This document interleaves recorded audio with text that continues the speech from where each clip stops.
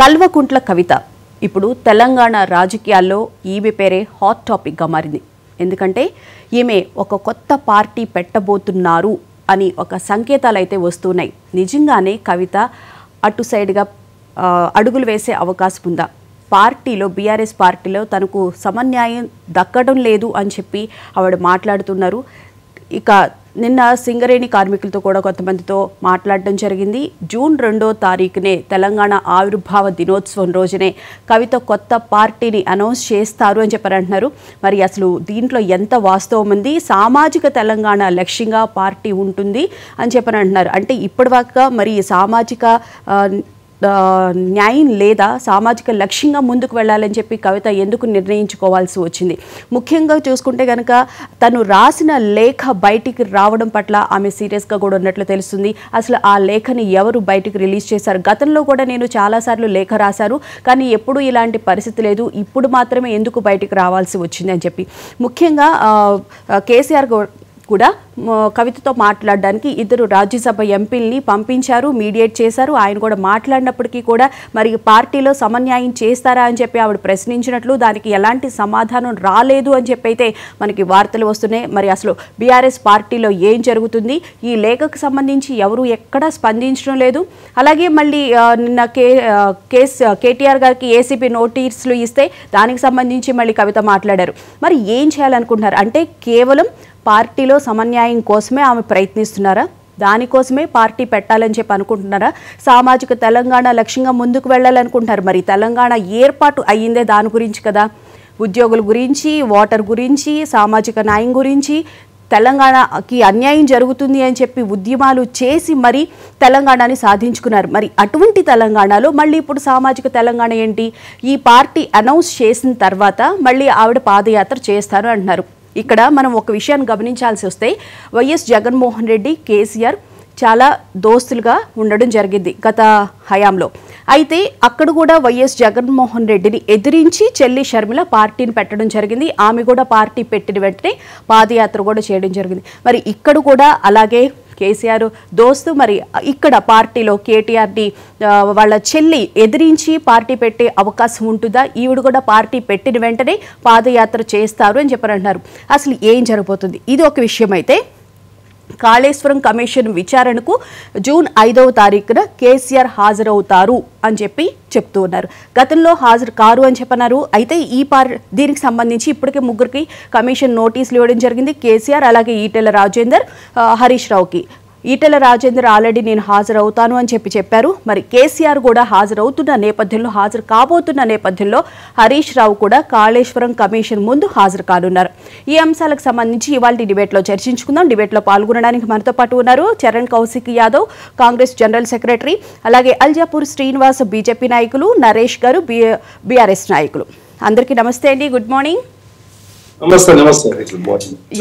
చరణ్ గారు, ముందుగా మీరు చెప్పండి, ఇక్కడ లేఖ అనే విషయం ఫస్ట్ బయటికి రావడం, అక్కడ కేసీఆర్ దేవుడు, పక్కనున్నాళ్ళు దెయ్యాలు అని చెప్పి కవిత వ్యాఖ్యానించడం, ఈ లేఖ బయటకు వచ్చిన నేపథ్యంలోనే అసలు పార్టీలో ఏం జరుగుతుందనే విషయాలు అందరికీ తెలిసింది. అయితే గతంలో ఎప్పటి నుంచో విభేదాలు ఉండి ఉండొచ్చు, కానీ ఈ లేఖ బయటికి రావడంతోనే ఈ విషయాలు బయటకు వచ్చాయని చెప్పాలి. ఎందుకు సామాజిక తెలంగాణ లక్ష్యంగా కవిత పార్టీ పెట్టాలని చెప్పి అనుకోవడం వెనక ఉన్న ఉద్దేశం ఏమై ఉండొచ్చు? అంటే ప్రధానంగా కల్వకుంట్ల కవిత గారు ఏదైతే సంధించినటువంటి ప్రశ్నలకు ఇంకా సమాధానాలు మిగిలే ఉన్నాయి.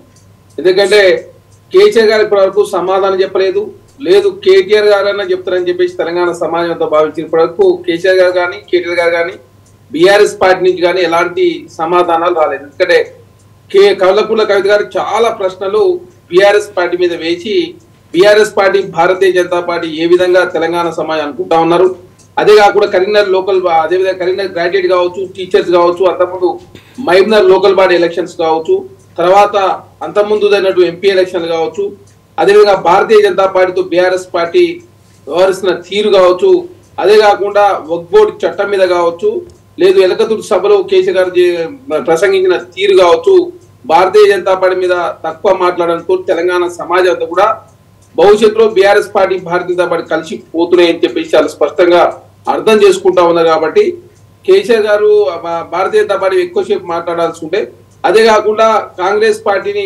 సంబంధించి రేవంత్ రెడ్డి గారి పేరు చేయకుండా కాంగ్రెస్ పార్టీ విమర్శించడం మంచిదే చెప్తూనే రకరకాల ప్రశ్నలు సంధించినటువంటి పరిస్థితి.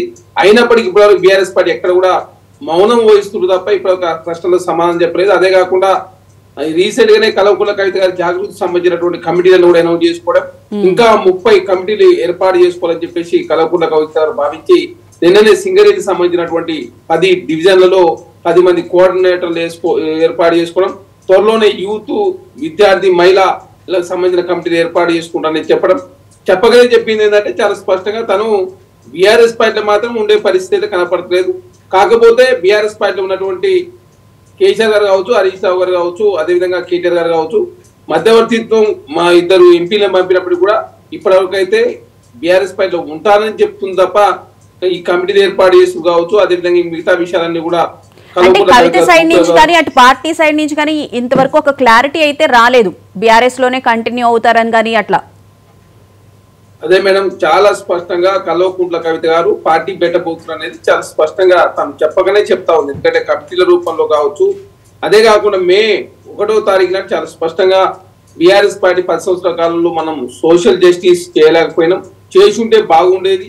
అదే కాకుండా ఇంకా ఆ వర్గాలకు సంబంధించినటువంటి పైకి తీసుకొచ్చే అవకాశం మనకు ఉన్నా కూడా మనం చేయలేకపోయినాం అని చెప్పేసి చాలా స్పష్టంగా ప్రశ్నించారు. అదే కాకుండా నా మీద ట్రోలింగ్ జరుగుతా ఉన్నా అయినా పార్టీ స్పందిస్తుందని చెప్పేసి నేను భావిస్తా ఉన్నా అని చెప్పేసి అన్న తర్వాత పార్టీ స్పందించలేదు. మే 2వ తారీఖున లేఖ రాసిన తర్వాత అమెరికా పోయి వచ్చిన తర్వాత మళ్ళీ ఆ లేఖ బయటకు వచ్చిన పరిస్థితి. ఆ లేఖ కాంగ్రెస్ పార్టీ రాసిందని చెప్పేసి బీఆర్ఎస్ పార్టీ కాంగ్రెస్ ప్రభుత్వాన్ని బదనాం చేస్తున్నారు. రేవంత్ రెడ్డి గారు దీన్ని అనుకోండి ఇట్లాంటి లేఖలు రాపిస్తున్నారని చెప్పేసి బీఆర్ఎస్ పార్టీ అనేది నమస్తే తెలంగాణ తీనిస్తారు. కానీ కల్వకుంట్ల కవిత గారు వచ్చి నేనే రాసినని చెప్పింది. కానీ కేసీఆర్ గారు దేవుడు, ఆయన పక్కన దయ్యాలు. మరి దేవుని పక్కన దయ్యాలు ఉంటారు కదా, దేవుని పక్కన దేవతలు ఉంటారు, లేకపోతే దేవుని చుట్టూ ఎప్పుడు కూడా దయ్యాలు ఉంటారు. మరి దయ్యాలు ఎవరనేది చాలా స్పష్టంగా చెప్పగానే చెప్పింది. ఎందుకంటే కేసీఆర్ గారు చుట్టూ ఉన్నటువంటి దయ్యాలు ఎవరంటే కేటీఆర్ గారు కావచ్చు, సంతోష్ రావు గారు కావచ్చు, చంద్రరావు గారు కావచ్చు. కొంత హరీష్ రావు గారికి తన మద్దతు ప్రకటించే ప్రయత్నం కూడా కల్వకుంట్ల కవిత గారు చేసిన సందర్భం మనం చూసినాం. కాబట్టి ఏదేమైనా కూడా బీఆర్ఎస్ పార్టీలో ముస్లిం ప్రారంభమైన మాట వాస్తవం. ఎప్పుడైతే లిక్కర్ స్కామ్ జైలు పోయి వచ్చిన తర్వాత బీఆర్ఎస్ పార్టీ ఎంపీ ఎలక్షన్ లో ఘోర పరాభవం తర్వాత, ఎందుకంటే 2005లో బీఆర్ఎస్ పార్టీ 5 ఎంపీలు గెలిచి, 2009లో 2 ఎంపీలు, 2014లో 11 మంది ఎంపీలు, 2024లో జరిగినటువంటి ఎంపీలలో బీఆర్ఎస్ పార్టీ గుండుస్తున్న. ఇప్పటివరకు బీఆర్ఎస్ పార్టీ పెట్టినప్పటి నుంచి ఇప్పటివరకు పార్లమెంట్ లో ఏనాడు ప్రాతినిధ్యం లేని పరిస్థితి మనం చూడలేదు. 37% ఉన్నటువంటి బీఆర్ఎస్ ఓట్ బ్యాంకు మన ఎంపీ ఎలక్షన్ లో 17% పడిపోవడం. అదేగాక కరీంనగర్ లో లోకల్ బాల్ ఎలక్షన్ లో భారతీయ జనతా పార్టీ పోటీ చేసి ఉంటే ఖచ్చితంగా కాంగ్రెస్ పార్టీ గెలిచింది. ఎందుకంటే 130 ఓట్లతో కాంగ్రెస్ పార్టీ అభ్యర్థి ఓడిపోయినటువంటి సందర్భం మనం చూసినాం జగన్ రెడ్డి గారు. తర్వాత కరీంనగర్ గ్రాడ్యుయేట్స్ కావచ్చు, టీచర్ ఎలక్షన్ లో భారతీయ జనతా పార్టీ పోటీ చేసింది, బీఆర్ఎస్ పార్టీ పోటీ చేసిన ఖచ్చితంగా కాంగ్రెస్ పార్టీ గెలిచింది. కానీ బీఆర్ఎస్ పార్టీ పోటీ చేయకపోవడంతో భారతీయ జనతా పార్టీ అంటే మహబూబ్నగర్ లో భారతీయ జనతా పార్టీ పోటీ చేయకపోతే బీఆర్ఎస్ పార్టీ గెలిచింది. కరీంనగర్ గ్రాడ్యుయేట్ టీచర్స్ ఎలక్షన్ లో బీఆర్ఎస్ పార్టీ పోటీ చేయకపోతే భారతీయ జనతా పార్టీ గెలిచింది. అంటే లోపాయిక ఒప్పందం జరుగుతుందని చెప్పేసి చాలా స్పష్టంగా కల్వకుంట్ల కవిత గారు మాట్లాడిన మాట వాస్తవం. అదే కాకుండా ఇప్పటి వరకు ఎప్పుడు కూడా మీరు చూడాలి బీఆర్ఎస్ పార్టీలో ఎలాంటి కారణాలు లేకుండా చాలా మంది తొలించారు. ఆలయ నరేంద్ర గారు కావచ్చు, అదేవిధంగా రవీంద్ర నాయక్ గారు కావచ్చు, ఏ చంద్రశేఖర్ గారు కావచ్చు, విజయశాంతి గారు కావచ్చు, డి శ్రీనివాస్ గారు కావచ్చు, ఈటల రాజేంద్ర గారు కావచ్చు, రాజయ్య గారు కావచ్చు, ఎవరినైనా మంత్రివర్గానికి బర్తరఫ్ చేసిరు, పార్టీ నుంచి సస్పెండ్ చేసిరు. కానీ కల్వకుంట్ల కవిత గారు ఇన్ని ప్రశ్నలకు సంబంధించిన సమాధానం చెప్పకుండా, కల్వకుంట్ల కవిత గారి మీద ఎలాంటి చర్యలు తీసుకోకుండా కల్వకుంట్ల కవిత గారు ఇంకా కంటిన్యూ అవుతుండే తెలంగాణ సమాజానికి అర్థమైంది, బీఆర్ఎస్ పార్టీ శ్రేణులకు అర్థమైంది. అంటే కల్వకుంట్ల కుటుంబంలో ఉన్నటువంటి సభ్యులకు ఒక న్యాయం, అదే బీఆర్ఎస్ పార్టీలో పనిచేసినట్టు ఒక వ్యక్తులకు ఒక న్యాయం జరుగుతుందని చెప్పి చాలా స్పష్టంగా తెలంగాణ సమాజానికి కావచ్చు, బీఆర్ఎస్ పార్టీలకు కూడా ఉన్నటువంటి శ్రేణులకు కూడా అర్థమైంది. కాబట్టి ఇప్పటి వరకు కల్వకుంట్ల కవిత గారి మీద చర్యలు తీసుకుంటే ఆమె సింపతి గెయిన్ అవుతుందని చెప్పేసి బీఆర్ఎస్ పార్టీ భావిస్తున్నట్టు చాలా స్పష్టంగా కనపడతా ఉంది. అదే కాక మీరు చూడండి తమిళనాడులో డిఎంకేకు లో ఉన్నటువంటి స్టాలిన్ అలిగిరి మధ్య పంచాయతీ జరిగినప్పుడు స్టాలిన్ పక్షాల తండ్రి అది కరుణానిధి గారు వివరించారు. అదే కాకుండా ఎస్పీ పార్టీలో అఖిలేష్ యాదవ్ కావచ్చు, శివపాల్ యాదవ్ మధ్య పంచాయతీ జరిగినప్పుడు ములాయం సింగ్ గారు అఖిలేష్ యాదవ్ పక్షాన వివరించారు. అదే కాకుండా ఇక్కడ మొన్న బీహార్ లో లల్లు కుటుంబానికి సంబంధించి తేజస్వి యాదవ్ కు తేజ్ ప్రతాప్ యాదవ్ కు మధ్య గలాట క్రియేట్ అయినప్పుడు తేజ్ ప్రతాప్ ఏకంగా పార్టీ నుంచి సస్పెండ్ చేసిన సందర్భం మనం చూసినాం. ఎన్సీపీలో శరద్ పవార్ సంబంధించి అజిత్ పవార్ కావచ్చు, అదే సుప్రియా సూలే ఉన్నప్పుడు సుప్రియా సూలే పక్షాన శరద్ పవార్ గారు వివరించారు. తెలంగాణ రాష్ట్రంలో బీఆర్ఎస్ పార్టీ మరి ఎవరి పక్షాన వ్యవహరిస్తారనేది చాలా స్పష్టంగా కేటీఆర్ పక్షాన ఉండే అవకాశం కేసీఆర్ కనపడుతుంది. కాబట్టి ఇప్పటివరకు కల్వకుంట్ల కవిత గారిపై చర్యలు తీసుకోలేదు. కల్వకుంట్ల కవిత గారికి బీఆర్ఎస్ పార్టీలో ప్రాతినిధ్యం కల్పిస్తామని చెప్పలేదు. కాబట్టి నువ్వు రాజకీయాలు పనిచేసి నువ్వు అమెరికా పోని చెప్పేసి కేటీఆర్ గారు అన్నట్టుగా, అదే కేసీఆర్ గారు అన్నట్టుగా సమాచారం ఉంది. కాబట్టి కల్వకుంట్ల కవిత గారు బీఆర్ఎస్ పార్టీ మీద తను బీఆర్ఎస్ పార్టీలో ఉండుడా లేకపోతే కొత్త పార్టీ పెట్టుడా, మీరు నన్ను రాజకీయాలు బంద్ చేస్తున్నారని చెప్పేసి తనే తిరుగుబాటు ప్రారంభించడం చాలా స్పష్టంగా కనపడతా ఉంది. అదే కాకుండా ఆంధ్ర రాష్ట్రంలో జగన్మోహన్ రెడ్డి గారు షర్మిల పంచాయతీ జరిగినప్పుడు విజయలక్ష్మి గారు షర్మిల పక్షాన్ని వ్యవహరించారు. కాబట్టి ఎక్కడైనా ఏ కుటుంబంలో తగాదైనప్పుడు ఎటో ఒక సైడు స్టాండ్ తీసుకున్న పరిస్థితి మనం చూసినాం. కాబట్టి ఇంకా తెలంగాణ రాష్ట్రంలో బీఆర్ఎస్ పార్టీలో కేటీఆర్ సైడ్ ఉంటారా, కల్వకుంట్ల కవిత గారి సైడ్ ఉంటారా అనేది తెలుసుకోలేకపోతున్నారు. దానిలో భాగంగా కల్వకుంట్ల కవిత గారి మీద ఇప్పటివరకు ఎలాంటి చర్యలు తీసుకుంటే మాత్రం ఖచ్చితంగా తను పార్టీ పెడతారని చెప్పేసి తెలంగాణ సమాజంలో చర్చ జరుగుతా ఉంది. అది కూడా తెలంగాణ బహుజన రాష్ట్ర సమితి పెడతది కాబట్టి ఖచ్చితంగా బీసీల గురించి కావచ్చు, పూలే గారి గురించి కావచ్చు, అదేవిధంగా సోషల్ జస్టిస్ గురించి ప్రధానంగా కల్వకుంట్ల కవిత గారు మాట్లాడుతున్నారని చెప్పి చర్చ జరుగుతా ఉంది. కాబట్టి తెలంగాణ రాష్ట్రంలో బీఆర్ఎస్ పార్టీలో ముస్లిం ప్రారంభమైన మాట వాస్తవం. ఖచ్చితంగా కల్వకుంట్ల కేసీఆర్ గారు తెలుసుకునే పరిస్థితిలో ఉన్నాడు. కాబట్టి కొంత సందిగ్ధ కొనసాగుతూ ఖచ్చితంగా ఏదో ఒకటి జరిగే అవకాశం తెలంగాణ రాష్ట్రంలో కనపడతా ఉంది. ఖచ్చితంగా కల్వకుంట్ల కుటుంబంలో కేటీఆర్ గారి రాష్ట్ర అధ్యక్షుడు చేయాలని చెప్పి కేసీఆర్ గారు భావిస్తా ఉన్నారు. దానిలో భాగంగా మొన్ననే చాలా స్పష్టం ఈ లేఖ తర్వాత Bharatiya Janata party BRS party పొత్తు పెట్టుకుంటాయని చెప్పేసి బయటికి మెసేజ్ వచ్చింది. కాబట్టి బీఆర్ఎస్ పార్టీ ఉన్నటువంటి ఏ వ్యక్తి కూడా భారతీయ జనతా పార్టీ పోయే అవకాశమే లేదు. అదే కాకుండా హరీష్ రావు గారు చాలా స్పష్టంగా అర్థమైంది ఏంటంటే కేటీఆర్ గారిని రాష్ట్ర అధ్యక్షుడు చేస్తున్నారు. కాబట్టి తను కూడా ఎవరిని అధ్యక్ష చేసినా కూడా నేను పార్టీలో ఉంటానని చెప్పేసి చాలా స్పష్టంగా హరీష్ రావు గారు ఒప్పుకున్న పరిస్థితి. కాబట్టి కేటీఆర్ గారిని రాష్ట్ర అధ్యక్షుడిగా వారసుడుగా కేసీఆర్ గారు ప్రకటించే అవకాశం ఉంది. కాబట్టి కల్వకుంట్ల కవిత గారు తిరుగుబాటు చేసి చాలా స్పష్టంగా కనపడతా ఉంది. అనవసరంగా దాన్ని కూడా కాంగ్రెస్ ప్రభుత్వానికి, కాంగ్రెస్ పార్టీకి, రేవంత్ రెడ్డి గారికి అని చెప్పి కూడా కేటీఆర్ గారు అన్నారు. Yes right. అల్జపూర్ శ్రీనివాస్ గారు గుడ్ మార్నింగ్ సార్. నమస్తే. Good morning sir. ఏంటి మళ్ళీ తెలంగాణలో ఒక కొత్త పార్టీ ఏర్పాటు దిశగా అడుగులు పడుతున్నాయి అని చెప్పనంటున్నారు. ముఖ్యంగా చూసుకుంటే కనుక కవిత గారు రాసిన లేఖలో బీజేపీ గురించి కూడా చాలా ప్రధానంగా కూడా ఆవిడ మాట్లాడడం జరిగింది. అయితే దీన్ని కేంద్ర మంత్రి కిషన్ రెడ్డి గారు కూడా డాడీ అండ్ డాటర్ లేఖ, దానికి సంబంధించి ఇంకేం పట్టించుకోవాల్సిన అవసరం లేదు అని చెప్పి కూడా అన్నారు. నిన్న రఘునందర్ గారు కూడా మాట్లాడినట్లున్నారు. ఏమంటారు సార్? ఒకటి గారు, దేశంలో రాజకీయాల్లో రెండు రకాల రాజకీయాలు ఉంటాయి. రాజకీయ నాయకులు ఉంటారు, రాజకీయ పార్టీలు ఉంటాయి. ఒకటి దేశమే సెంట్రిక్ గా అనుకుని నేషనలిస్టిక్ ఐడియాతో పనిచేసేటువంటి పార్టీలు కొన్ని ఉంటాయి. కొన్ని పార్టీలు కేవలం తన కుటుంబం రాజకీయాల్లో ఎదగాలి, పవర్ రావాలి, పవర్ కోసం ఏమైనా చేయాలి, పార్టీ నడపాలనే ఉద్దేశంతో ఇచ్చేస్తారు.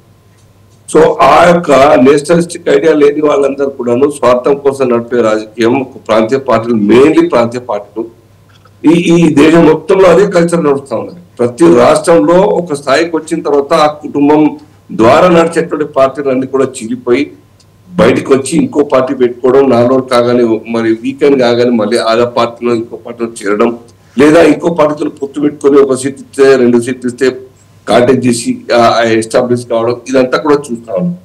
సిమిలర్ గా ఇక్కడ కూడా అంతే.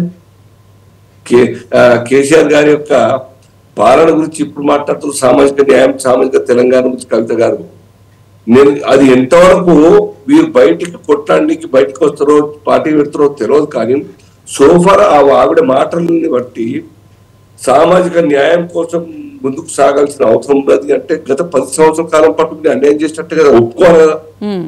మీరు 10 సంవత్సరాల కాలం పాటు మీ పార్టీ, మీ నాన్నగారి నాయకత్వంలో ఉన్నటువంటి సర్కారు ఈ రాష్ట్రంలో జరిగినటువంటి ఒక పాలన మీద మీ అభిప్రాయం స్పష్టంగా చెప్పండి.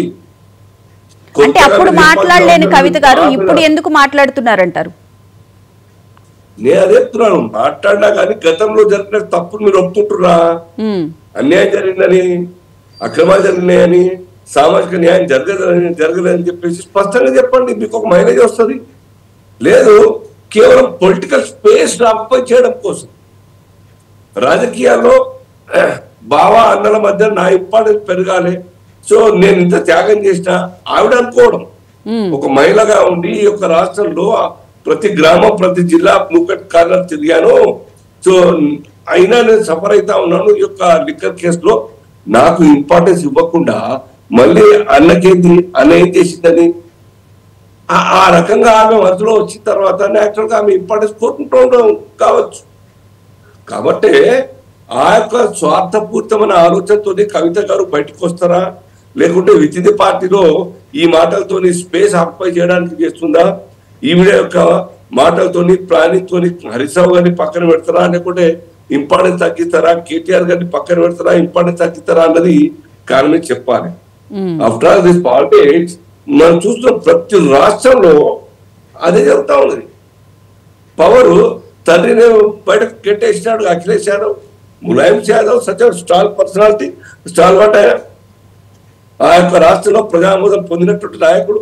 ఆయనను బతుకుండగానే పక్కకు జరిపేసి చేరు కూడా ఇవ్వకుండా ఆయన ఆక్యుపై చేసేసి ముఖ్యమంత్రి అయినా, లేకుంటే మన పార్టీ ప్రెసిడెంట్ అయినా, ఆ రకంగా అనేక చోట్ల జరిగింది.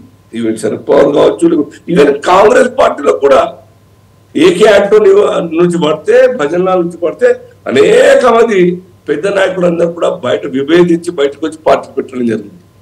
ఇవన్నీ కూడా ఐడియాలజీ లేని కారణంగా, కమిట్మెంట్ టువార్డ్స్ నేషన్ లేని కారణంగా, స్వార్థం, నా కుటుంబం నేను అధికారంలో ఉండాలి, డబ్బు సంపాదించిన ఒక దురాశ, దుర్నీతి ఉండడం కారణంగా ఇవన్నీ కూడా ఆ కమిట్మెంట్ తోనే ఉండే పరిస్థితి లేకుండా బయటకు వచ్చేటువంటి ఒక తొందర పడుతూ బయటకు వస్తా ఉన్నాం. నారాయణ దత్ తివారీ చూడండి, లేదంటే అర్జున్ సింగ్ చూడండి, చాలా పెద్ద పర్సనాలిటీస్. ఇద్దరు బయటకు వచ్చి కాంగ్రెస్ నుంచి విడిపోయి పార్టీ పెట్టి నాలుగు మళ్ళా కాంగ్రెస్ పోయినారు. ఇట్లా అనేకంగా చూస్తా ఉన్నాం మనం. Even Mamata Banerjee Congress party. అంటే ఇప్పుడున్న వాళ్ళు, ఇప్పుడున్న నెక్స్ట్ జనరేషన్ వాళ్ళు వారసత్వ రాజకీయాలను ప్రోత్సహిస్తున్నారని చెప్పి అనుకోవాలా దీన్ని బట్టి చూస్తే?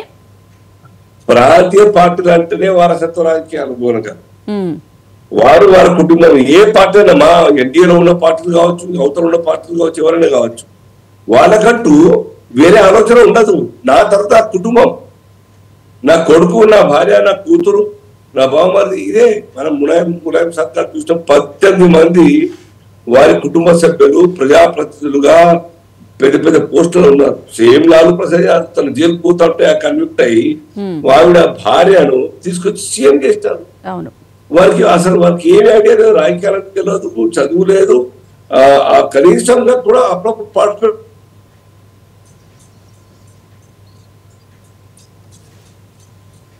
సార్ మీది ఫ్రీజ్ అవుతుంది, ఒకసారి చెక్ చేయండి. ఇక్కడ ఈవిడ కొద్దిగా ఎడ్యుకేటెడ్ కాబట్టి రాజకీయ చైతన్యంగా ఆ మూమెంట్ ఉండాలి అనే శోక్తిని దిగుతున్నటువంటి మహిళ కాబట్టి తట్టుకోలేక బయటపడే ప్రయత్నం చేస్తుంది. జనరల్ గా మహిళలు చాలా తక్కువ బయటపడి చేస్తారు మమతా బెనర్జీ లాగా. కానీ ఈవిడ ఎంతవరకు నిలబడతారో ఆ స్టాండ్ మీద, లేదా తండ్రి పిలవగానే పెట్టిందే ప్రెస్ మీట్ ఆఫీస్ లో పెట్టినారు వాళ్ళు మొన్న. అవును, అంటే సార్ ఇక్కడ మనకి ఏపీ తెలంగాణ ఈ రెండు రాష్ట్రాల్లోనే అన్న మీద చెల్లెళ్ళు ఫైట్ చేస్తున్నారు అనిపిస్తుంది. నేను చెప్తున్నా, పవర్ అంటేనే పవర్ మాగా సట్టా ఉంటారు గోల గారు. ఇప్పుడు జగన్ గారి కోసం షర్మిల పాదయాత్ర చేసినారు, తల్లి అమ్మటున్నది. ఇప్పుడు తల్లి కూతుర్ల మధ్య, అన్న చెల్లెల మధ్య పంచాయతీ, ఆస్తుల పంచాయతీ, కోర్టులకు పోతా ఉంది. ఎవరికి ఆదర్శం వీళ్ళు? వీళ్ళ ప్రజలకు పనిచేసేది పవర్ కోసం, లేకుంటే పరపతి కోసం, లేదంటే ఈ యొక్క ఆస్తుల కోసం కొట్టాడేటువంటి నాయకులు రాజకీయాల్లో ప్రజలకు ఆదర్శంగా ఉంటారా? ఏ క్వశ్చన్ కారణం. కాబట్టి వాళ్ళు ఆలోచించుకోవాలి, రాజకీయాలంటే ఏంటి, దాన్ని పరమాత్మ అని చెప్పేసి. అనేక మంది దేశంలో త్యాగదలు ఉన్నారు, దేశం కోసం పనిచేసి ఏమి ఆశించకుండా పనిచేసిన మంచి స్థానం ఇచ్చింది. ఇప్పుడు మనం చూస్తాం అనేక మందికి పద్మశ్రీ, పద్మభూషణ్, పద్మవిభూషణ్ ఏ రకంగా గుర్తింపులు ఇస్తూ నిజాయితీగా ఇమాందారుగా పనిచేస్తున్నటువంటి ఒక నాయకులకు కూడాను ఇర్రెస్పెక్ట్ ఆఫ్ పొలిటికల్ పార్టీస్ వాళ్ళని పిలిచి సత్కరిస్తున్న ప్రభుత్వం. సో ఈ ఐడియాలజీ, ఈ వర్క్ థాట్స్ పునికి పుచ్చుకోవాలి. అది లేదు.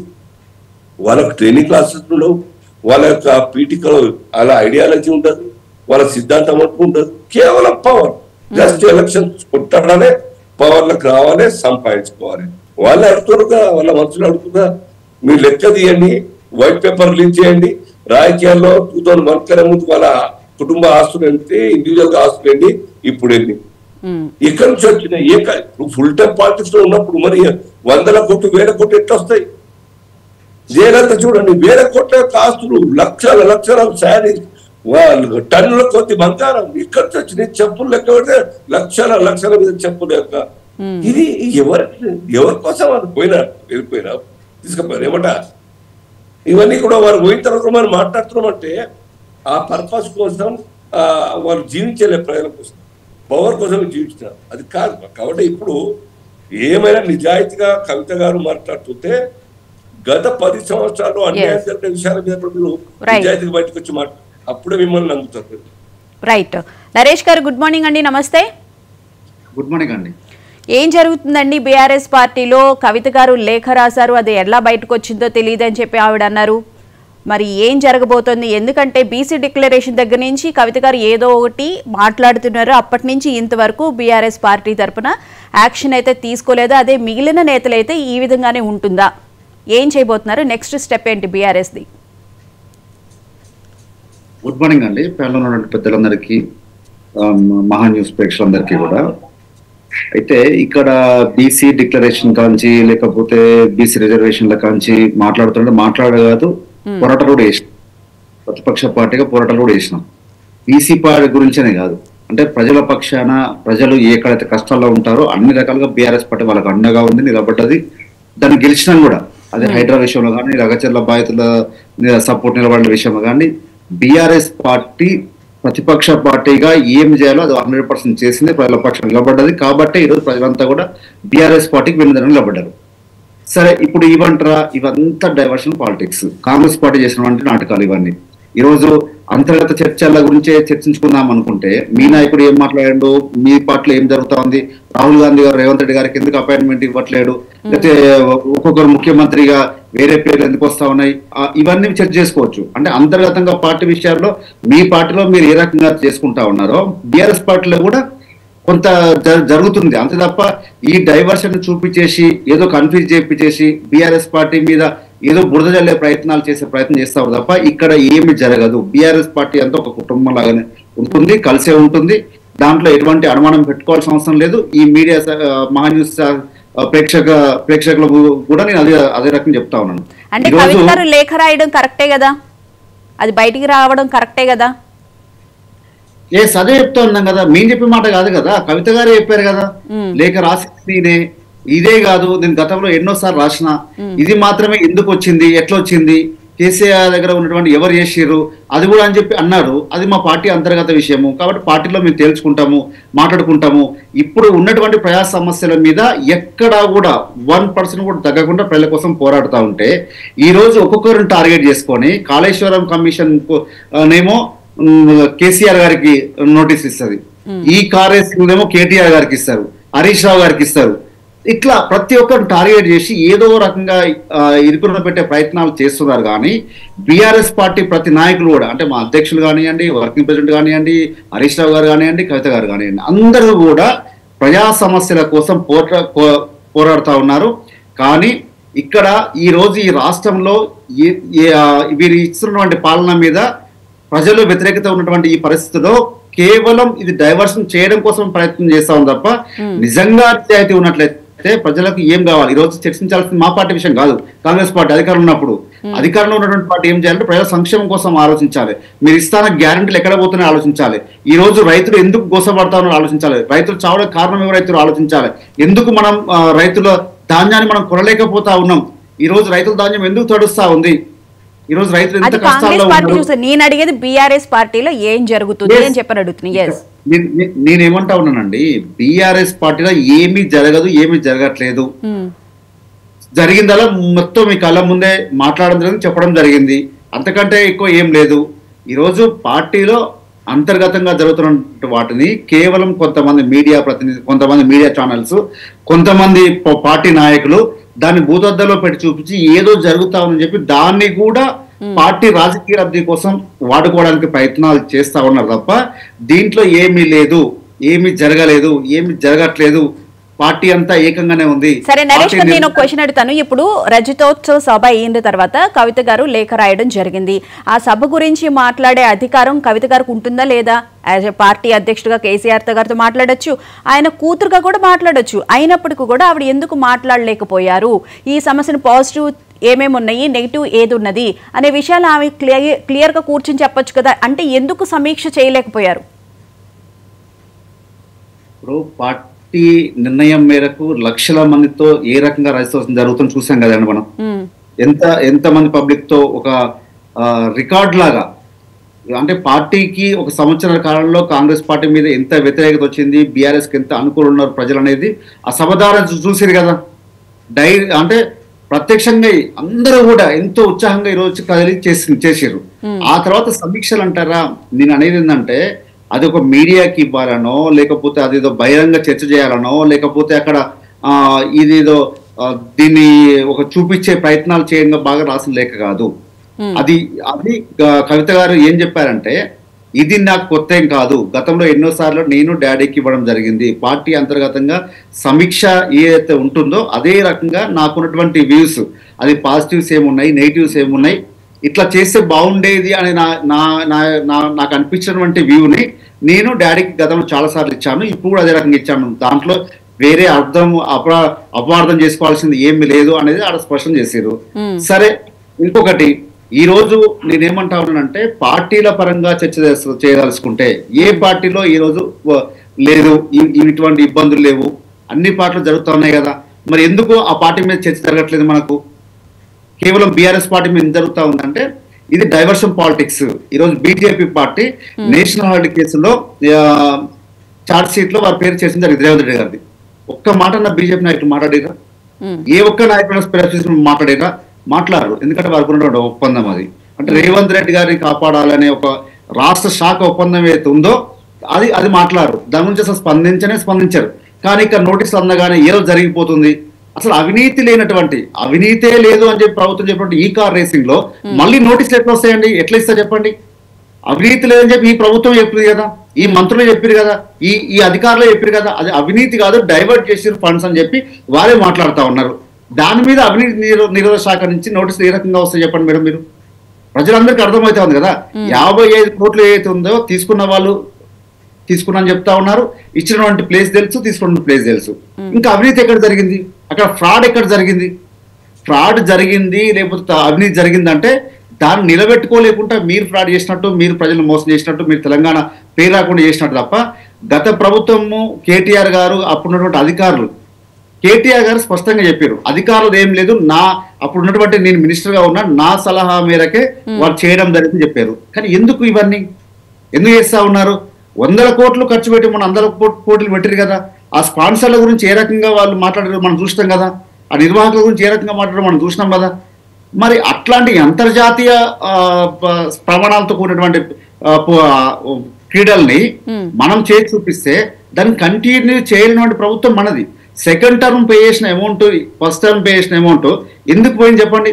అంటే మీరు థర్డ్ పేమెంట్ చేయలేదు కాబట్టే, మీరు దాన్ని కంటిన్యూ చేయలేదు కాబట్టి, అది చేస్తే గత ప్రభుత్వానికి ఎక్కడ పేరు వస్తుందని చెప్పి మీరు వెనక్కి తీసుకున్నారు కాబట్టి అక్కడ అది క్యాన్సిల్ అయింది తప్ప, ప్రభుత్వంలో ఆ రోజు అధికారంలో ఎలక్షన్స్ వస్తున్నాయి, సరే అధికారం ఎవరు పోతారో పక్కన పెట్టాలి, మనం ఇది వెనక్కి పోకుండా చూసుకోవాలని చెప్పి ఆనాడు కేటీఆర్ గారు నిర్ణయం తీసుకొని ఎక్కడా కూడా తడబడకుండా మొదటి రోజు నుంచి ఈ రోజు వరకు కూడా అదే మాట చెప్తా ఉన్నారు. రైట్, అది ఓకేనండి, అది ఓకే. అది ఎట్లా ఇప్పుడు విచారణకు వెళ్ళాలి అని చెప్పన్నారు, నేను వచ్చిన తర్వాత వెళ్తానని చెప్పన్నారు. ఇప్పుడు కవిత గారు తెలంగాణ బహుజన రాష్ట్ర సమితి అని పార్టీ పెడతారు అని చెప్పని అంటున్నారు, అది వాస్తవమా కాదా? ఎక్కడ మాకైతే ఎటువంటి సమాచారం లేదు, అట్లాంటిది ఏమి జరగదు. ఖచ్చితంగా పార్టీ అంతా ఏకమై ఉంటుంది, అందరూ కలిసే ఉంటారు. బీఆర్ఎస్ పార్టీగా ముందుకు పోతాం, కేసీఆర్ నాయకత్వంలో ముందుకు పోతాం, కేసీఆర్ గారి నాయకత్వంలో ముందుకు పోతాం అని చెప్పి అందరూ చెప్పడం జరుగుతుంది. అదే రకంగా మేము చెప్పడం జరుగుతుంది. ప్రతిసారి చెప్పుకోవాల్సిన అవసరం లేదు. ఖచ్చితంగా రాబోయే రోజుల్లో కూడా అందరూ కలిసే ముందుకు పోతాం. బీఆర్ఎస్ పార్టీ అంతా 60 లక్షల సభ్యత్వం పార్టీ అంతా కూడా ఒక కుటుంబంగానే ముందుకు పోతాం, అందరం కలిసే ఉంటామని చెప్పి చెప్తా ఉన్నాం. చరణ్ గారు, ఇందాక నరేష్ గారు చెప్పిన దాన్ని బట్టి చూస్తే మీకు ఏమనిపిస్తుంది? రాజకీయ కక్షలో భాగంగానే బీఆర్ఎస్ వాళ్ళని టార్గెట్ చేస్తూ ఉన్నారా? మేడం, రాజకీయ కక్ష కార్యక్రమాలకు తావులేదు. ఎందుకంటే 54 కోట్ల రూపాయలు ఎలాంటి కార్ రేసింగ్ వ్యవహారం నిర్వహించకుండా విదేశీ అకౌంట్ లో ట్రాన్స్ఫర్ చేసింది మీరు. కాబట్టి ఇక్కడ హెచ్ఎండిఏ చెల్లించాల్సింది, మున్సిపల్ శాఖ చెల్లించాల్సింది హెచ్ఎండిఏ చెల్లించింది. అదే కాకుండా కార్ రేసింగ్ వ్యవహారం నిర్వహించలేదు. కాబట్టి రికవరీ ప్రాసెస్ కూడా చేయలేదు. దానిలో భాగంగా ఏసీబీ విచారణ యాంటీ కరప్షన్ బ్యూరో వాళ్ళు విచారణ చేస్తా ఉన్నారు. దానిలో బాగా రెండోసారి నోటీస్ ఇచ్చారు. ఇక్కడ మీలాగా నిర్ణయం తీసుకునే ఉంటే డైనింగ్ టేబుల్ మీద కూర్చొని అరెస్ట్ చేయండి కేటీఆర్ గారిని చెప్పేవారు. దానికి ఎక్కడ కూడా ఎలాంటి ప్రజాస్వామ్యయుతంగా ఉండాలి, ప్రజాస్వామ్యబద్ధంగా ఉండాలి, రాజకీయ కక్ష కార్యక్రమం తాగుండదని ప్రభుత్వం భావించి ఏసీబీ విచారణలో బాగా రెండోసారి నోటీస్ ఇచ్చారు. అదే కాకుండా ఈ కాళేశ్వరం అయినా తర్వాత గొర్రెల స్కామ్ అయినా ఫోన్ ట్యాపింగ్ వ్యవహారం అయినా లేకపోతే ఏదైనా కూడా సిట్టు విచారణ జరుగుతూ ఉన్నాయి, ఏసీ విచారణ జరుగుతా, కమిషన్ విచారణ జరుగుతూ ఉన్నాయి తప్ప ఎక్కడ కూడా విచారణ సంస్థలకు పూర్తి స్థాయి అధికారాలు ఇచ్చి ఎక్కడ కూడా ప్రభుత్వం కావచ్చు అదే కాంగ్రెస్ పార్టీ ఇన్వాల్వ్మెంట్ ఉండొద్దని చెప్పి ప్రభుత్వం భావించి విచారణ కొంత లేట్ అయినప్పటికీ కూడా పారదర్శకంగా ఉండాలని చెప్పి ప్రభుత్వం భావిస్తుంది. కాబట్టి కాళేశ్వరానికి సంబంధించి ఒక 2 నెలల కాలం పాటు పొడిగిస్తామంటే కూడా రాష్ట్ర ప్రభుత్వం చాలా సార్లు ఒప్పుకున్న సందర్భం మనం చూసినాం. ఎందుకంటే వీరిని విచారణ చేయండి, వీరిని చేయొద్దని చెప్పేసి ఎక్కడ కూడా రాష్ట్ర ప్రభుత్వం ఒత్తిడి లేదు, తన మన అనే భేదమే లేదు. పార్టీల ఖచ్చితంగా కూడా విచారణ చేస్తా ఉన్నారు. దానిలో భాగంగా కాళేశ్వరంలో కేసీఆర్ గారికి, హరీష్ రావు గారికి, అది ఈటల ఆనాడు ఆర్థిక శాఖ మంత్రి కూడా, హరీష్ రావు గారు ఆనాడు ఇరిగేషన్ శాఖ మంత్రి, కేసీఆర్ గారు ముఖ్యమంత్రి ఉండి తనే కథ కర్మ క్రియ నేనే ఇంజనీర్ వ్యవహరించారని చెప్పేసి ఆనాడు కేసీఆర్ గారు పెద్ద ఎత్తున ప్రచారం చేసుకుని కాళేశ్వర రావుగా నామకరణం చేసుకున్న సందర్భం చూసినాం. తెలంగాణ రాష్ట్రంలో ఆనాడు సమైక్య రాష్ట్రంలో పెద్ద ప్రాజెక్ట్ శ్రీశైలం కావచ్చు, జూరాల కావచ్చు, నాగార్జున సాగర్ కావచ్చు, అదేవిధంగా కడెం ప్రాజెక్ట్ కావచ్చు, ఏ ప్రాజెక్ట్ చెక్ చేసుకుంది.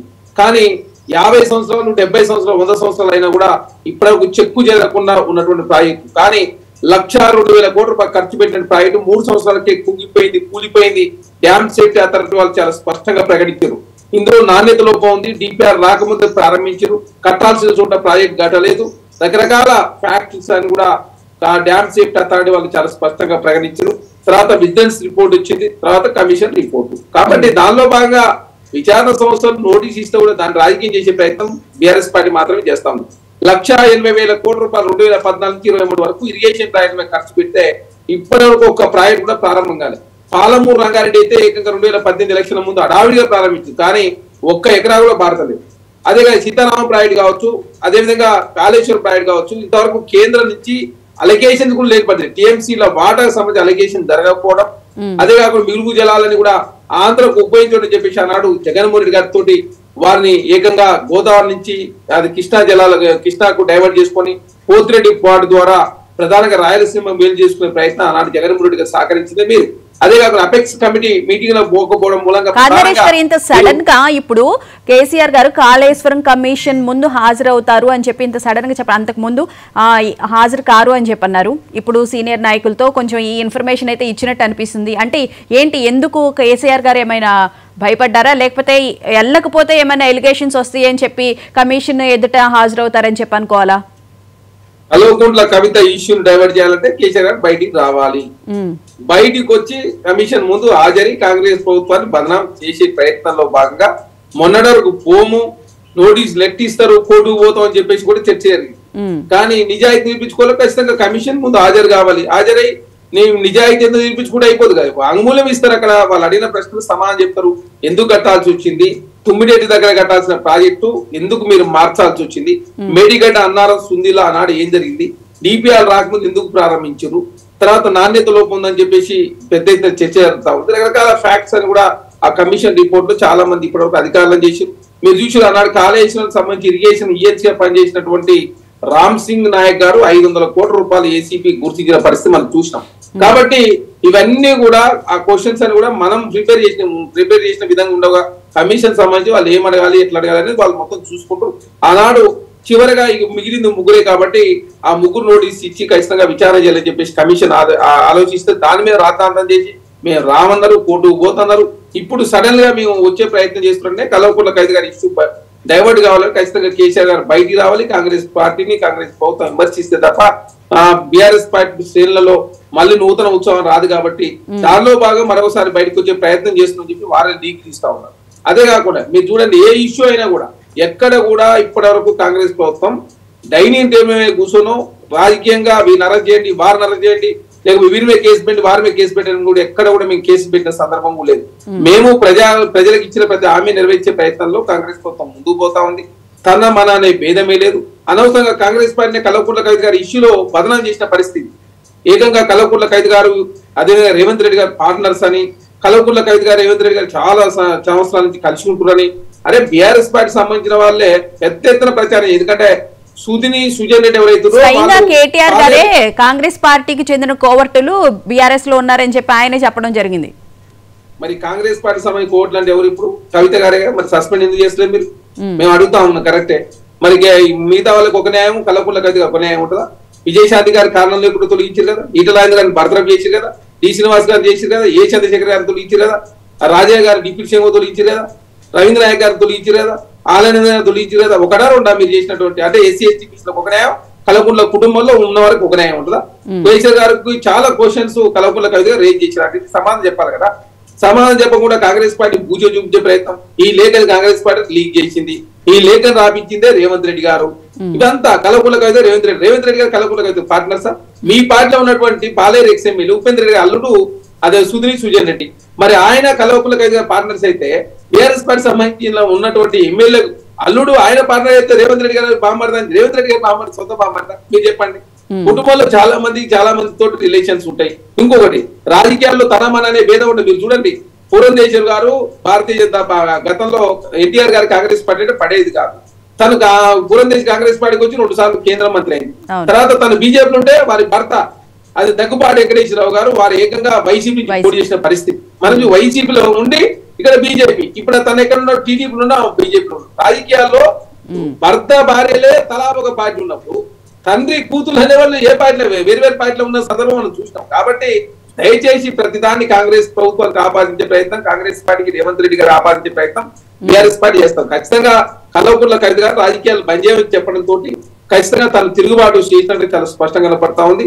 మీరు మీకన్నా మీరు తెలంగాణ ఉద్యమం ఎట్టుకున్నారు, నేను కూడా అట్నే ఉన్నా. నేను ఒకసారి ఎంపీ చేసిన, ఎమ్మెల్సీ చేసిన, జాగృతి నడిపిన. మీ పని మీరు చేస్తున్నప్పుడు నా పని కూడా నేను చేస్తా ఉన్నా కాబట్టి నా దుకాణం నేను చూసుకుంటా అని చెప్పేసి ఆమె పార్టీ పెట్టే ప్రయత్నం, లేక బయట రిలీజ్ చేసే ప్రయత్నం, కొంత దూకుడుగా వ్యవహరించే ప్రయత్నం, జాగృతిని విస్తరించుకునే ప్రయత్నం, తను వ్యవహారం తను చూసుకుంటాను. తన రాజకీయ మనుగడ కోసం తన రాజకీయ ఎత్తుగడలో ఆమె ముందుకు పోతుండే, ఆమె కాంగ్రెస్ పార్టీ ఉందని చెప్పేసి కాంగ్రెస్ ప్రభుత్వం బదనాం చేసే ప్రయత్నం BRS party, Bharatiya Janata party చేసే ప్రయత్నం చేస్తాం. కాబట్టి కాంగ్రెస్ పార్టీలో ఖచ్చితంగా కాంగ్రెస్ పార్టీ ఎవరి మీద కుట్రలు చేయాల్సిన అవసరం లేదు. అదే అనవసరంగా నోటీసులు ఇప్పించాల్సిన కర్మ కాంగ్రెస్ పార్టీ పట్టలేదు. ప్రజలకు ఇచ్చిన హామీని నెరవేర్చే ప్రయత్నంలో కాంగ్రెస్ ప్రభుత్వం ముందుకు పోతా ఉంది. అదే కాకుండా చూస్తాం, రోజుకు చాలా పెద్ద ఎత్తున కాంగ్రెస్ పార్టీ ముఖ్యమంత్రి కావచ్చు, మంత్రులు రివ్యూలు నిర్వహించడం, అదే కాకుండా కారుణ్య నియమాలు కావచ్చు, తర్వాత భవిష్యత్తులో ఉద్యోగాలు కావచ్చు, నెక్స్ట్ సీజన్ స్టార్ట్ అయింది, ఇవన్నీ కూడా కేంద్రం నుంచి రావాల్సిన నిధులు కావచ్చు, ఎప్పటికప్పుడు అప్రమత్తం అవుతూ కాంగ్రెస్ పార్టీ సంబంధించినటువంటి అధికారులు, అదే ముఖ్యమంత్రి గారు ఎప్పటికప్పుడు రివ్యూలు నిర్వహిస్తుంటే ప్రతిదాన్ని రాజకీయం చేసే ప్రయత్నం. ఢిల్లీలో ఏదో అపాయింట్మెంట్ ఇవ్వట, రాహుల్ గాంధీ గారికి కాంగ్రెస్ పార్టీకి ఏదో మనస్పర్ధలు ఇచ్చినట్టు. మీ కుటుంబ మనస్పర్ధలు ఏదో తెలుసుకుంటే కాంగ్రెస్ పార్టీ సంబంధించినటువంటి రాహుల్ గాంధీ మీకెందుకు? మరి మీరేం రాహుల్ గాంధీ గారు రేవంత్ రెడ్డి గారు బాగాలేదు, మరి మీ కల్వకుంట్ల కవిత గారు కేసీఆర్ గారు బాగాలేదు కదా, దాని మీద చర్యలు తీసుకోవాలని చెప్పి బీఆర్ఎస్ పార్టీ మాట్లాడాలి కదా. అంటే బీఆర్ఎస్ పార్టీలో ఉన్నటువంటి సామాన్య కార్యకర్త ఒక న్యాయం, బీఆర్ఎస్ పార్టీ కల్వకుంట్ల కుటుంబంలో ఉన్నటువంటి సభ్యులకు ఒక న్యాయం ఉందని చెప్పేసి బీఆర్ఎస్ పార్టీ చర్చించుకుంటారు కదా, దాని మీద నిర్ణయం తీసుకోవాలి కదా.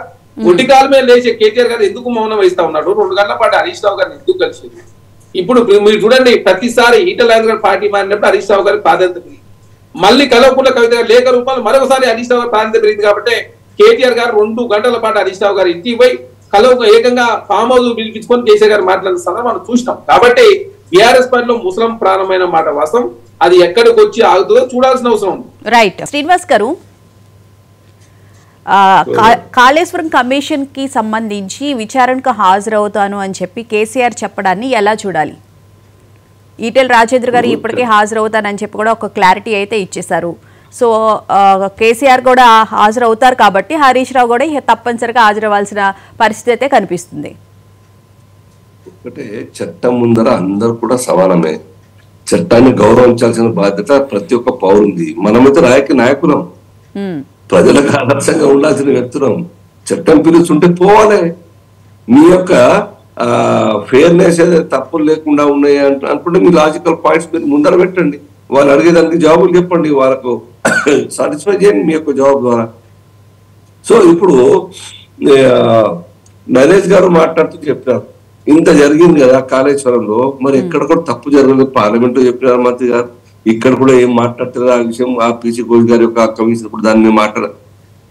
ఈ కమిషన్ ఫస్ట్ పార్లమెంట్ లో అప్పటికే రిపోర్ట్ రాలేదు. ఆ యొక్క షెకావత్ గారు ఇచ్చినటువంటి స్టేట్మెంట్ నేను దాన్ని గుర్తు చేస్తున్నా. పార్లమెంట్ చెప్పింది వాస్తవమే, ఇంతవరకు మా నోటీస్ ఇంతవరకు రాలేదని చెప్పినారు. నేను తీయచ్చు ఇప్పటి కూడా, నేను కూడా క్లిప్పింగ్ పంపిస్తాను. సో దాని తర్వాత అనేక ఆరోపణలు, స్టేట్ గవర్నమెంట్ యొక్క ఇనిషియేటివ్, బీజేపీ యొక్క దాడులు, ఎంక్వైరీలు చేయాలని చెప్పి డిమాండ్ కారణంగా కాళేశ్వరం మీద కమిషన్ వేసినారు. ఈ కమిషన్ పని దేనికి? అవినీతి మీద కాదు.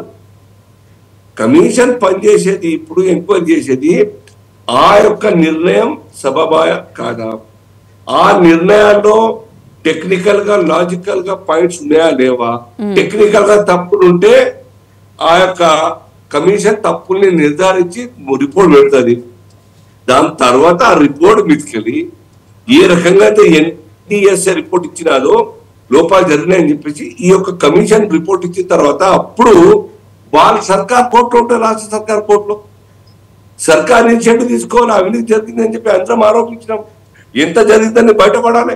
దానికి బాధ్యులు అన్నది ఎవరు? ముఖ్యమంత్రి, మంత్రి గారు, లేదంటే అధికారులు, వీళ్ళందరూ కూడా కలిసి ఆ అవినీతి మీద, ఆ పర్చేస్, మెషినరీస్ పర్చేస్ మీద ఆ కొటేషన్ ఎస్కలేట్ చేసి పెట్టిన కారణంగా ఎంత అవినీతికి అవకాశం ఉండింది అక్కడ, ఇవన్నీ కూడా బయటపడాల్సిన అవసరం ఉన్నది. డెఫినెట్ గా 1,20,000 కోట్ల బడ్జెట్ ఖర్చు అయిండొచ్చు రాష్ట్ర ప్రభుత్వానికి, కానీ అందులో అవినీతి లేకుండా మాత్రం ఉండదు. డెఫినెట్ గా అవినీతి జరుగుతుంది. ఫస్ట్ ఆఫ్ ఆల్ మీ నీతి సరిగ్గా లేదు, 9 నుంచి ఇక్కడ తీసుకురావడం. దాని కారణంగా అప్పటికే 10-12,000 కోట్ల రూపాయలు ఖర్చు పెట్టింది. గ్రావెల్ ద్వారా కెనాల్ రోడ్డిందంతా కూడా వృధా మట్టిలో పోసిన పన్నులాగా అయిపోయింది, బూడిలో పోసిన పన్నులాగా. సో అది మీ ఇంటెన్షన్, మీ యొక్క స్వార్థం అక్కడ అర్థమవుతా ఉన్నది. ఇప్పుడు ఏమైంది, మళ్ళా కన్స్ట్రక్షన్ లో క్వాలిటీ లేని కారణంగా అవన్నీ కూడా పగులు వచ్చేసి అవి యూజ్లెస్ గా మారింది. బీఆర్ఎస్ వాళ్ళు అంటారు 200-300 కోట్ల రూపాయలు ఖర్చు చేస్తే మళ్ళీ అయితే యథావిధిగా వాడుకోవచ్చు కావాలని పెండింగ్ పెట్టి ఈ యొక్క కాంగ్రెస్ సర్కార్ మమ్మల్ని బదనాం చేసే ప్రయత్నం చేస్తుందని చెప్పి ప్రత్యారోపణ చేస్తా ఉన్నారు. వాళ్ళకి తెలియదా 3 సంవత్సరాల్లో ఆ యొక్క కుంగిపోవడం ఏంది, పర్యవేక్షణ ఏంది, క్రాక్స్ వచ్చుడైంది. 50, 60, 70 సంవత్సరాల నుంచి యొక్క దేశంలో అనేక కట్టడాలు జరిగినాయి. ఎక్కడ కూడా చెక్కు చెదరకుండా, ఎక్సెప్ట్ స్టీల్ కు సంబంధించి ఆ యొక్క ఇనుపు తుప్పు పట్టినటువంటి దాఖలాలు ఉన్నాయి. కానీ నాగార్ సార్ కావచ్చు, పోచంపాడు కావచ్చు, కానీ సిమెంట్ విషయంలో ఎక్కడ కూడా ఆ యొక్క పగులు వచ్చిన దాఖలాలు లేవు. మొన్న జరిగింది వచ్చిన, అది కూడా అవినీతి. ఈ సర్కార్ కావచ్చు, ఆ సర్కార్ కావచ్చు, పాత సర్కార్ ఇద్దరు కలిసి. సో ఈ విషయాలన్నీ కూడా బయటపడాలి. ఈ అవినీతి మీ నిర్ణయాల యొక్క తప్పుడు నిర్ణయాల కారణంగా రాష్ట్ర ఖజానాకు ఏ రకంగా అడ్డుపడింది. ఇవాళ కాళేశ్వరం యొక్క నీరు ఏ మేరకు వస్తా ఉన్నాయి, ఎంత ఇష్టమని చెప్పినట్టు మీ కమిట్మెంట్ ఇప్పుడు ఎందుకు రావట్లేదు? వాళ్ళు అంటా ఉన్నారు ఇప్పుడైనా అది ఒక్కడే క్లోజ్ చేసి బంద్ చేసి మిగతా దానికి ఇవ్వచ్చు కదా అని చెప్పేసి. విచిత్రమైన నోటికి వచ్చినట్టు మాట్లాడితే ఎట్లా బోన గారు being a political responsible person in the field ఆ యొక్క టెక్నికల్ అడ్వైస్ తీసుకోకుండా, ఆ యొక్క సాధారణ గురించి స్టడీ చేయకుండా మళ్ళీ దాని మీద 100 కోట్లు 1000 కోట్లు ఖర్చు పెట్టేటువంటి ప్రతిపాదన బీఆర్ఎస్ చేయడం ఏ మేరకు సబబదు? సో ఇది బాధ్యత రాహిత్యంగా వ్యవహరించే తీరు తప్ప ఇంకేం లేదు. టెక్నికల్ రిపోర్ట్ రాని, కాళేశ్వరం కమిషన్ యొక్క రిపోర్ట్, దాని తర్వాత కంపైల్ చేసి ఎన్టీఎస్ఏ రిపోర్ట్, ఈ కాళేశ్వరం కమిషన్ రిపోర్ట్, దాని ద్వారా రాష్ట్ర సర్కారు ఇనిషియేటివ్ తీసుకోవాలి. ఎక్కడ కూడా స్వార్థం లేకుండా, ఎక్కడ కూడా ఎవరికి స్పేర్ చేయకుండా వదిలేసి వీళ్ళను రెస్క్యూ చేద్దాం అనే ఒక దురాలోచన లేకుండా చేస్తే మాత్రం తప్పులకు డెఫినెట్ గా శిక్ష పడుతుంది. రైట్, కాంగ్రెస్ పార్టీ ఆ విధంగా మరి చర్యలు తీసుకోవాలి రిపోర్ట్ వచ్చాక. రైట్, నరేష్ గారు ఏమంటారు? నమ్మకం లేదు గోల గారు, నాకు నమ్మకం లేదు కాంగ్రెస్ పార్టీ చేస్తారు. ఎందుకంటే వారి యొక్క ఆలోచన చూస్తాం మనం. ఇవాళ రేపు ముఖ్యమంత్రి మారుతారు, ఆ కొత్తలో మారితే మంచిది, చాలా ఇష్టంగా మాట్లాడి పరువు తీసే విధంగా మాట్లాడుతున్నారు రేవంత్ రెడ్డి గారు. పబ్లిక్ లో దివాలా తీస్తే మేము రూపాయి కోసినా రూపాయి వెళ్ళదు, ఇవన్నీ మాటల కారణంగా కాంగ్రెస్ వాళ్ళే ఢిల్లీ పోయి మాట్లాడుతా ఉన్నారు. ఇది దీని ద్వారా మార్చచ్చు. కాబట్టి దీన్ని ఆసరాగా తీసుకొని ఒక కొంతమంది నేను నా వైపు లాక్కుంటే చెప్పుకొని కానీ ఉంటాయి. నా 20 మంది టీఆర్ఎస్ వాళ్ళు ఉన్నారు, నాకు సపోర్ట్ ఇవ్వండి అని కాంగ్రెస్ మళ్ళీ బలోపేతం నేను చేస్తానని చెప్పే ఆలోచన రేవంత్ రెడ్డికి స్టాండ్ గా మారే అవకాశం. కాబట్టి చేయవచ్చు అని నేను అనుకుంటున్నాను. రైట్. నరేష్ గారు మీరేమంటారు? అసలు కాళేశ్వరం ప్రాజెక్టు కట్టేటప్పుడే టెక్నికల్గా అడ్వైస్ తీసుకోకుండా కట్టడం వల్లే ఇలాంటి పగుళ్ళు రావడం జరిగింది అని చెప్పి శ్రీనివాస్ గారు అంటున్నారు. ఏమంటారు? అలాగే కేసీఆర్ గారు కూడా విచారణకు హాజరు కాబోతున్నారు. సో బీఆర్ఎస్ పార్టీ తరఫున మీరు ఏం చెప్పదలుచుకున్నారు? కాళేశ్వరం విషయంలో సంవత్సరాల కాలం నుంచి దాని పునరుద్ధరీకరణ చేసే క్రమంలో ఏ ఒక్క అడుగు ముందుకేసినటువంటి సందర్భం కనబడట్లేదు. విచారణ పేరిట, కమిషన్ల పేరిట కాలయాపన చేస్తా ఉన్నారు తప్ప నిజంగా ఈ రాష్ట్ర ప్రభుత్వానికి ఉన్న ప్రాజెక్ట్ ని ఏ రకంగా సరిదిద్దుకోవాలి, జరుగుతున్నటువంటి సరే ఇప్పుడు దాని మీద లోపాలు జరిగినాయి, మీకు ఏమైనా ఇబ్బంది అయింది, నిజంగా చేయాలని చేయొచ్చు.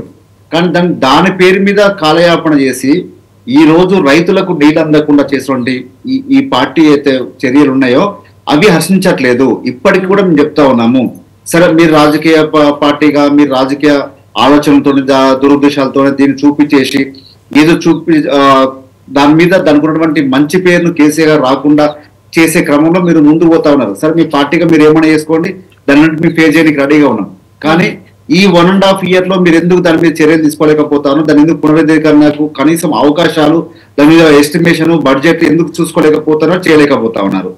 ఈ రోజుకు కూడా డైలీ ఒక టీఎంసీ పోసేటువంటి క్రమంలో కూడా వాటిని ఆపి నీటి లభ్యత లేదని చెప్పి ఈ రోజు దాదాపు ఒక 50-60 వేల ఎకరాలను ఈ రోజు ఎండబెట్టిన ప్రభుత్వం ఇదే కదా. అంటే ఇక్కడ కేవలం కాళేశ్వరంలో నీళ్లు రావట్లేవు అని చూపించే ప్రయత్నము మేడిగడ్డ దగ్గర, అన్నాల దగ్గర, సుందిల దగ్గర చూపిస్తా ఉన్నారు.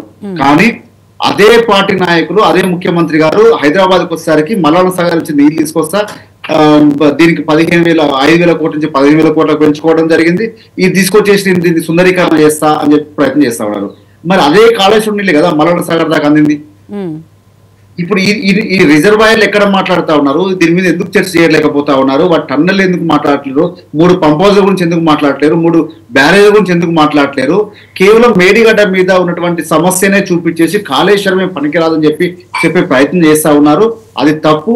మీరు రాజకీయ లబ్ధి కోసం మీరు ఎన్ని మాటలు మాట్లాడినా ఏం చేసినా కూడా దానికి మీరు సిద్ధంగా ఉంటాం, ఎదుర్కోవడానికి సిద్ధంగా ఉంటాం తప్ప ప్రాజెక్టే అసమర్థంగా చూపించే ప్రయత్నం, ప్రాజెక్టే పనికిరాని విధంగా చూపించే ప్రయత్నం చేస్తా ఉన్నారు. ఇది తప్పు. ప్రజలకు ఆల్రెడీ అర్థమైంది.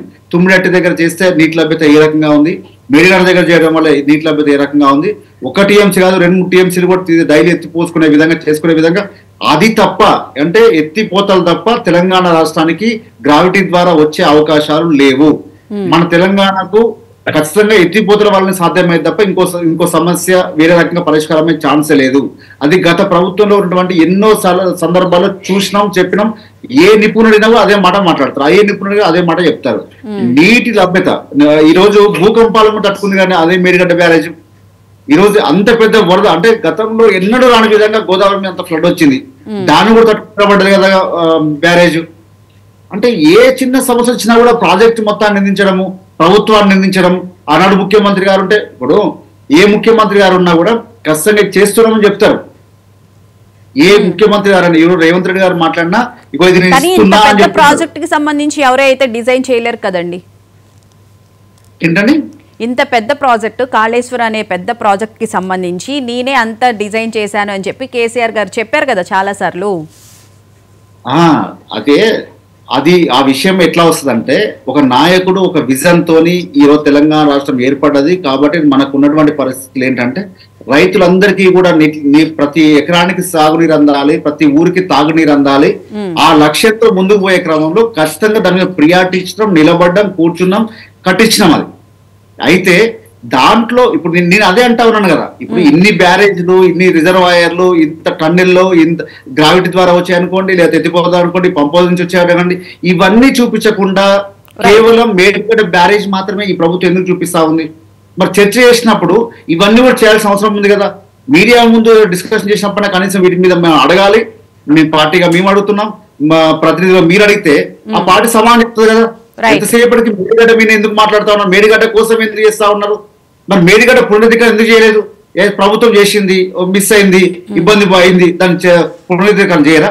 గతంలో కేసీఆర్ చెప్పారు కదా, మీరు ప్రాజెక్టులో మిడ్ మానేర్ దగ్గర చేస్తే అది కొట్టుకపోతే మళ్ళీ మేము చేసినాం, కేసులు పెట్టలే, మిమ్మల్ని ఇబ్బంది పెట్టలేదు. Right, thank you so much Naresh garu, thank you so much Srinivas garu, thank you so much Charan Kaushik Yadav garu డిబేట్లో పాల్గొన్నందుకు. ఏది ఏమైనప్పటికీ కవిత విషయంలో అయితే ఒక క్లారిటీ రావాల్సిన అవసరం ఉంది. జూన్ 2న ఆవిడ ఏం చేయబోతున్నారు, పార్టీ గురించి అనౌన్స్ చేసే అవకాశం ఉందా లేదా, అనౌన్స్ చేసిన తర్వాత పాదయాత్ర చేస్తారు అని అంటున్నారు. సో ఇవన్నీ తెలియాలంటే కనుక మనం జూన్ 2 దాకా అయితే వెయిట్ చేయాల్సిన అవసరం ఉంది. ఇది ఇవాళ మహా డిబేట్.